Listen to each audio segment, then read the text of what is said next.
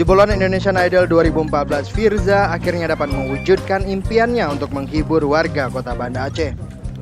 Kembali ke kampung halamannya ini merupakan kali pertama setelah Firza menembus 3 besar Indonesian Idol 2014. Sebelum menghibur warga kota Banda Aceh di gedung Amel Convention Hall pada Sabtu malam, pria yang memiliki nama lengkap Muhammad Di Firza menyempatkan diri mengunjungi sejumlah tempat bersejarah di Banda Aceh. Pada Sabtu pagi, Firza menyempatkan diri mengunjungi situs kapal PLTD Apung di kawasan Punge, Banda Aceh.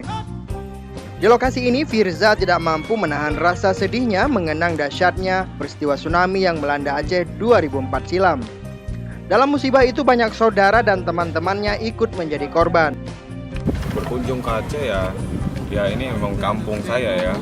Jadi aku pengen ngasih yang terbaik buat masyarakat Aceh gitu. Ini yang Indonesia, kini Firza mulai digandrungi banyak penggemar, tidak terkecuali di Aceh. Para penggemarnya rela mengantri hanya untuk mendapatkan foto bersama dengan sang idola. Firza juga mengaku akan menunjukkan penampilan terbaiknya di dalam konser pertamanya di